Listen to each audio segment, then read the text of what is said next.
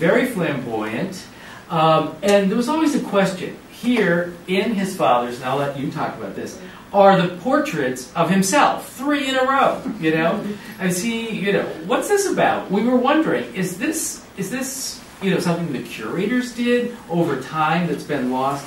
Well, no, because this has just been found by Trip Evans, a historian that we're working with on an exhibition on Gibson, Codman, and Sleeper. And this is a photograph that was not used in a Life magazine spread on Charlie Gibson. And there's Charlie with the reporter, and there are the portraits. Charlie did this as... my take on it, Charlie did not have... built the shrine to his family, sure, but he didn't have a good relationship with his father. They really did not get along, and his father did not seem to have a lot of respect for him. And I think that as soon as he could, he decided that he was going to sort of like clear his dad's presence from this space, and he was going to sort of mount his own presence, and that he was going to reclaim this house, not just for his family's history, but also for himself, and tell the story that he wanted to tell in this space.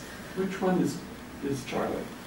Charlie? The very straight-backed one on the couch. Yeah. Yeah. Yeah. Oh, okay. And this is in older years. Yeah. So Gibson House programs, they, like the Longfellow House, offer pride tours as part of a regular scheduled event, not just during Pride.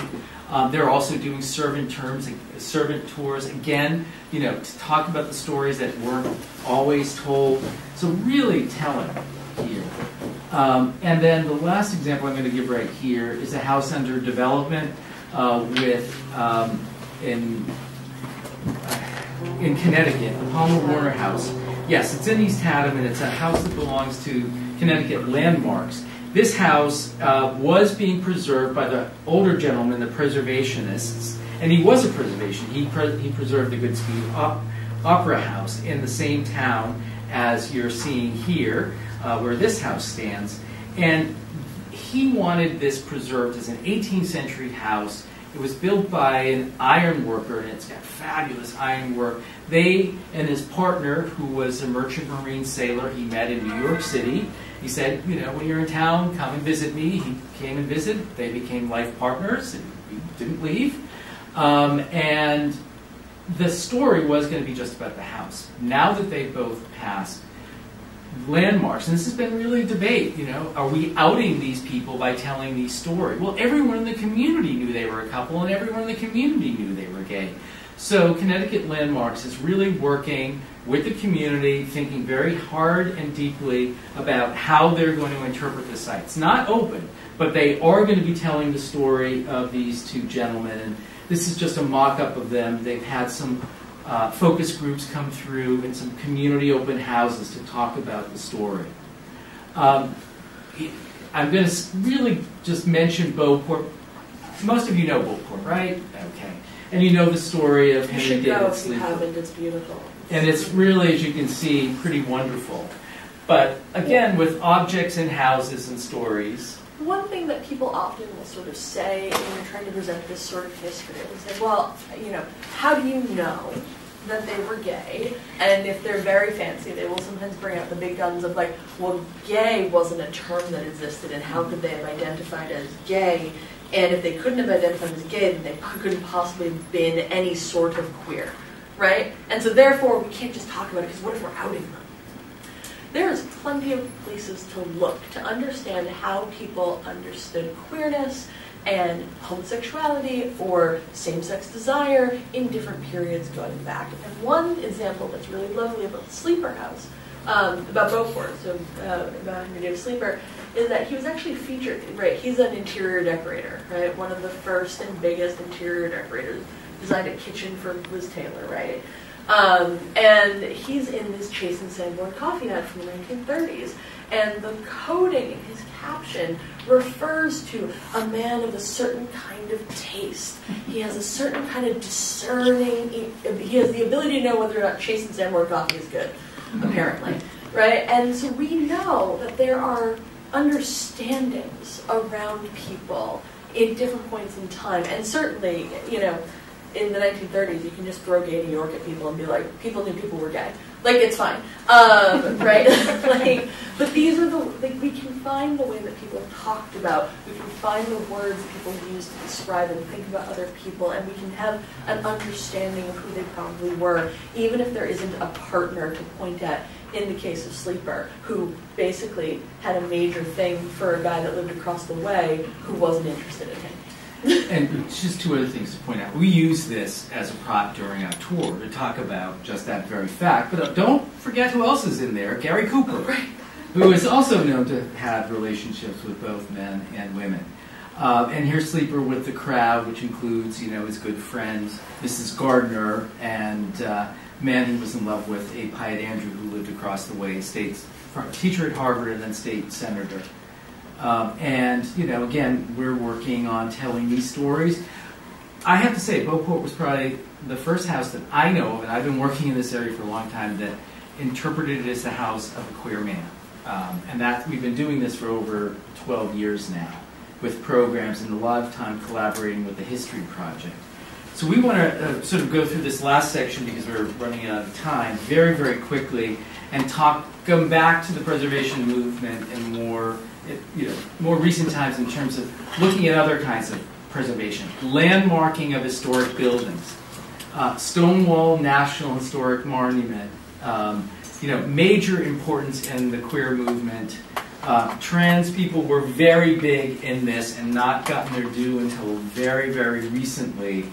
The role they played in the riots and so on. So this is really important, landmarking and identifying these buildings. Markers, these are ones drawn from around the country. You can see, Ohio's there, and Kansas City. So it's not just what we think of as East Coast. And nor is it just houses, right? Because it's interesting, right? Sometimes a historic house museum is a good place to talk about queerness because it's the domestic sphere where people are living their lives. But also, queer community is so often found at bars and at bookstores. This is this marker for Giovanni's room, right? These are the other places that we need to look at when we're thinking about queer history, where people were gathering with people like them. And so this sort of work to figure out where protests are happening or where people are congregating is so important. And this is part of the whole preservation movement today, is looking at these sites that would not meet the traditional standards of the Secretary of the Interior, but are important to people, and acknowledging that. So the whole preservation field right now is going through a major shift. Actually, will you go forward a couple of slides? Because New York Historic, LGBT Historic Sites Project is one of these types of projects. They don't tend to houses like Historic New England does, because they don't own houses. Most of the houses they're looking at either don't exist anymore or are privately owned. But they're marking sites where queer people existed. So you can go on their website and you can look at the Elsie DeWolf house, the exteriors for the Elsie DeWolf house where she lived with her partner, and the interiors were designed by Ogden Codman. Right? And you can look at, they get archival photographs, they do their own documentation, and they bring you through the experience of what it was like to live there then for those people. And it's not just, again, it's not just major cities like New York and San Francisco and Boston that are doing this. But here we have, this is Rochester. And then, do you want to show me? Let's not show the clip. Okay. The Invisible Histories Project is amazing. It's a southern project that's in, I think, 3 states now, and it's expanding. They don't have storage space. They don't have exhibition space. They partner with established non-queer history museums, historic sites, to direct queer-related content and objects to those places where they'll be cared for, and then they work with those places to put together exhibits that they then put on display or travel around. Like, it's an innovative way to think about how to work with no money, no space, for example. And for many years, that's what Boston's History Project, which is award-winning. They've just got new facilities. They partnered with the university to take some of the archives. We've partnered with them at Historic New England for over a decade. I can't talk more about. I can talk much more. They're just an amazing organization. Again, little staff, little facilities, and so on. But there's breaking news and good news that is happening. Well, one thing that is happening is that in New York, there is a project that is definitely happening at this point. They've broken ground to create the first American LGBTQ museum, right? And so this is a project that's being incubated at New York Historical Society, which is the oldest museum in New York, which doesn't hold a candle to the oldest museum in Boston, right?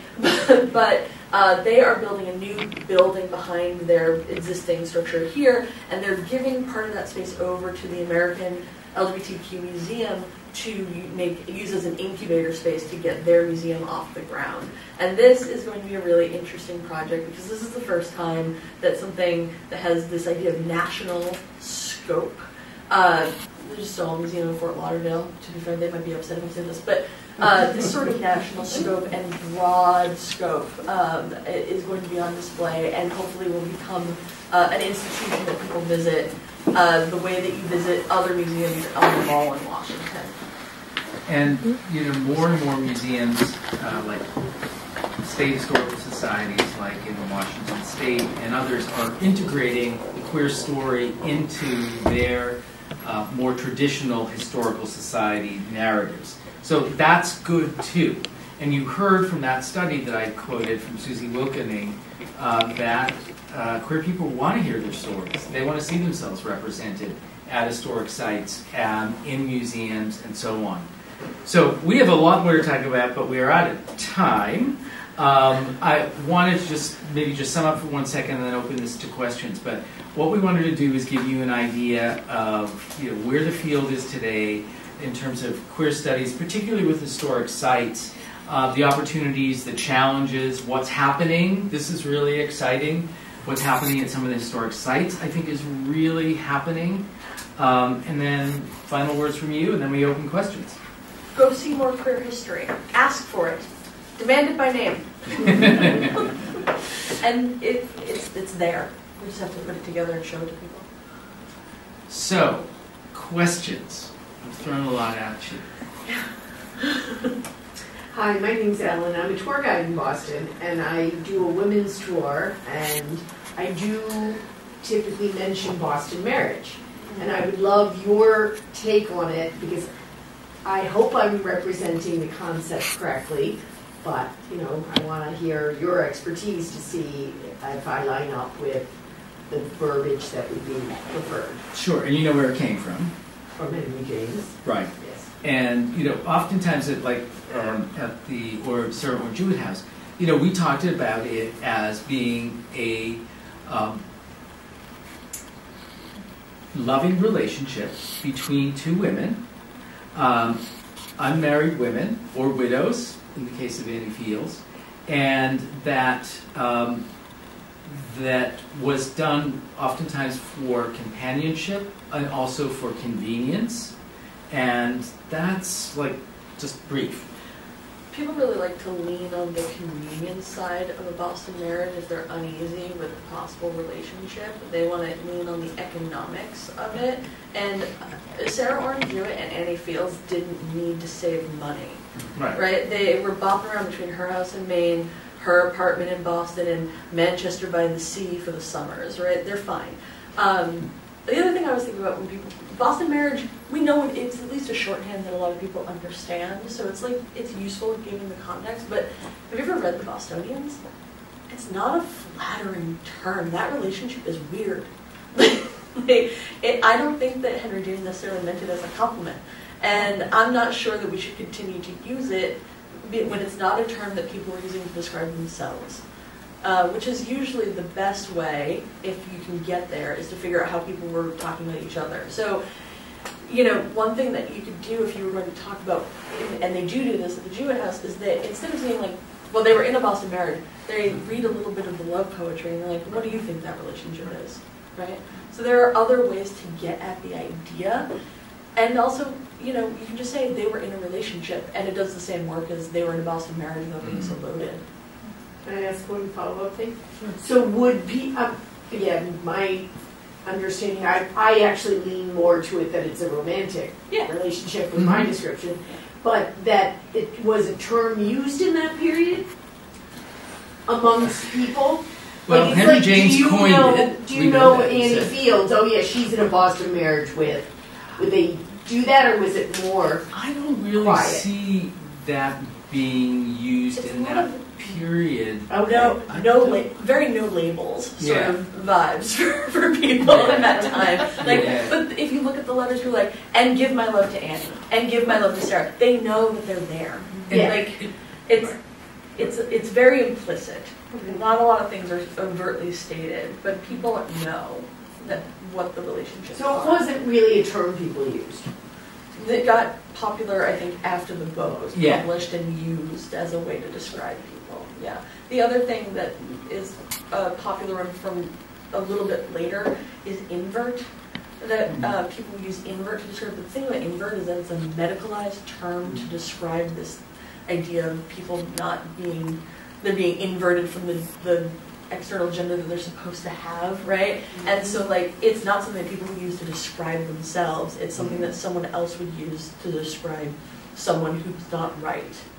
And so that's another, looking at how we're setting up who gets to do the naming of other people, I just think is a thing that is worth looking at when you're, like, creating your narratives. Yeah. And there were, Henry James coined that term. Well, of course. Throughout history. Yes, without a doubt. Right, right. Thank you. Yeah. Good. Oh, We got two different art sidelines. We should do these two and then. Yes. Yeah. Hi, my name's Marjorie, and I'm a graduate student in history, and I came to this because I was writing a paper about a medical missionary doctor, and just it became clear to me that she was in a relationship with a woman who was there. But I felt like I needed to collect like so much evidence to prove it because I didn't have a letter that was like, we have sex. But it was like everything except for that. So it's like, is there a higher burden? And like, how do you approach that in your work as like someone who wants to include like a queer element and like do this right, but it's not, like, that's not my discipline. Do you wait to find a letter of a man and a woman saying that they have sex? No. No. Right. Right. Right. There is an extra burden. There is a tendency in the world that we live in to assume that people are heterosexual unless they've carried a big flag or signed a sandwich board that says otherwise. And maybe we've cultivated that because of pride. I don't know. Sorry. Right? But like, you don't have to. Right? Yeah. You can, and you like, they weren't going to be legally married, so you don't have to say they were married, but you can set out the facts as presented in the content you found, and you can say, based on this, it appears as though they were in a loving relationship, a same-sex relationship. They experienced, a unique relationship. I landed on almost certainly romantic, but I was like, I know it's romantic. Yeah. I swear, every paper I write has a footnote really early on that basically sets out my terms for how I'm going to like talk about people, like whether or not I'm going to use same-sex relationship or desire, what I'm going to use, and you just have to sort of like set your terms in the paper. And there's some good things that are laid out with that. I would recommend really you take a look at this, Sue Ferrantino's Interpreting the LGBTQ history. It's old. It should have a Q. It should have a Q, yes, I know. Well, we're trying to get her Next time. updated. We're trying to get her updated. So, I mean, that's a really good source, and any of the work that Sue does, and you can find some of it online, and these are the issues. She and I did an article, and we talk about that, what qualifies as proof. Sounds like what you're talking about without ever read it is proof enough. Yeah. Yeah, but that's a great resource. Thank you. And I think one more. My name is Eli. I'm assistant curator at the Pittsburgh Art Museum. I was just curious if you had any ideas on how we could either get involved in or support the American LGBTQ plus museum as it's getting off the ground. Talk to me afterwards. I'll hook you up with the director. Oh, that'd be amazing. Thank you. Sure. Great. Okay. You have time for one more? For you? Okay. Of course. We talked about the future of preservation, or that was one of the topics mentioned, and I think you mentioned that some of these couples, they were accepted because they were seen as married to the house, or the house was their child. And now gay couples can have their own children, and children are not necessarily good for preservation, not just because they are in the house, but because there's an instinct to leave property to them. Right. Is that going to change preservation? That's a great question. It is a great question, but you know, I think that the whole field is changing with such pressing issues about what do we do with the bodega in New York that everyone really loved, and they love the owner, and it's going to be torn down. What about the building, you know, that was the record store that everyone went to get the reggae records when that was the rage, and it's still talked about in the community. You know, those are things like, how do we preserve those? So I see that preservation field is always evolving, and I think that's a good thing.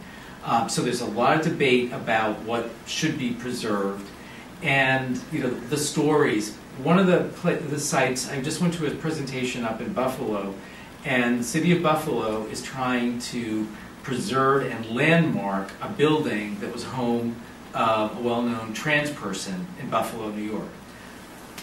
There's difficulties with that. The current owner doesn't really quite like that.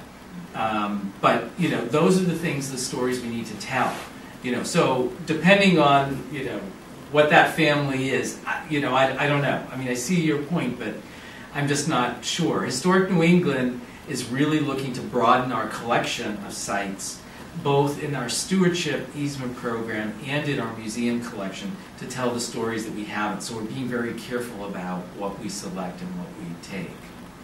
I'm not sure that answered your question. Nobody knows, but I think, you know, we're looking down the barrel. I think we're in the barrel of a massive housing crisis in this country, right? Millennials don't own houses. No, like, it's incredibly difficult to sort of preserve a house that you don't own and you can't afford to buy and you can't afford to endow, right? And difficult to sort of like look at viable housing and say, let's take that off the market and make it a museum, right? Like, these are difficult things to sort of decide to do at this point. I think that the future of historic preservation should be sort of hand in hand with urban planning and with other kinds of regional planning, and that people should be trying to figure out how to integrate history into the landscape and how to integrate learning into the landscape while also making more livable spaces for the people that live there now. And I don't know what that will really look like, but I'm excited to find out. But it's also about preserving the information. Yeah. So archival information about these people that you think are gay, and the History Project in Boston is doing that same thing. Yeah. So digitization will really help with that sort of work without trying to, when you don't have the ability to create new on-site experiences. You know, there's a lot of different stuff that can help. Yeah. Well, thank you for having us. Yes, well, thank you so much.